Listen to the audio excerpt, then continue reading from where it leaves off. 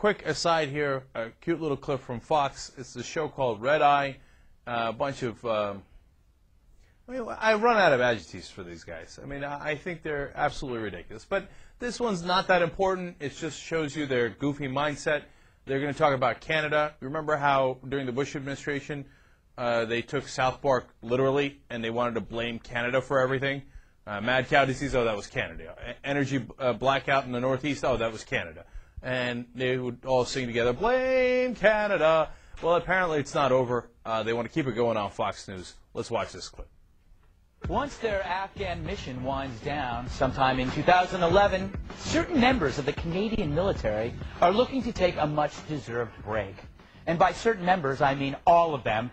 Due to personnel and equipment shortages, Canada's Lieutenant General Andrew Leslie, an unusual name for a man, yes, told the Senate Defense Committee last week, quote, "We will have to explore the possibility of taking a short operational break that is synchronized of at least 1 year."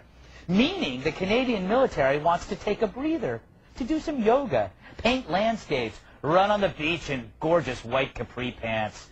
Leslie added that there is no one to repair the tanks, nor are there any ready tanks for soldiers to train on. So a hiatus is needed to get their armored act together.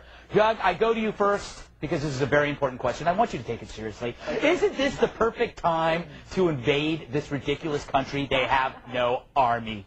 I didn't even know that they were in the war. I thought that's where you go if you don't want to fight. Exactly. Go chill in Canada. So exactly. I guess that'll be their tourism. That'll be their selling point. We're not in the war for a year. Exactly. Come on by while we nap. Exactly.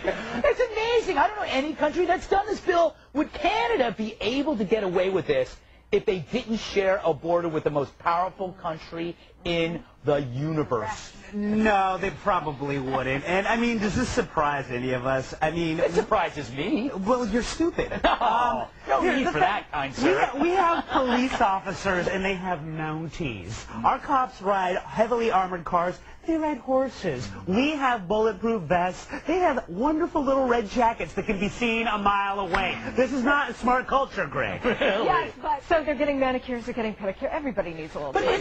isn't Canada doing, Monica, what most of Europe does anyway, which is just rely on USA in case anything bad Of course, happens? they couldn't take a year off from their military if they didn't have the security backdrop of the United States. But the other thing you should be worried about, Greg, is Canada starts this. Who's our other border? Mexico. They're going to start relying on our army, too. Remember, it's not Canada. It's Mexico that likes the siestas. It's happening.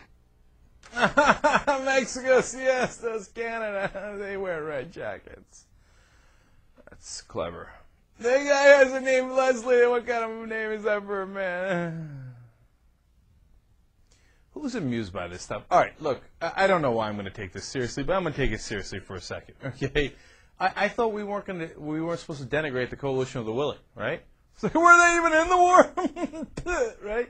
Well, Bush told me that everybody in the Coalition of the Willing, the island nation of Tonga and et cetera, they were all absolutely critical. So I don't know why you're getting on their case for it.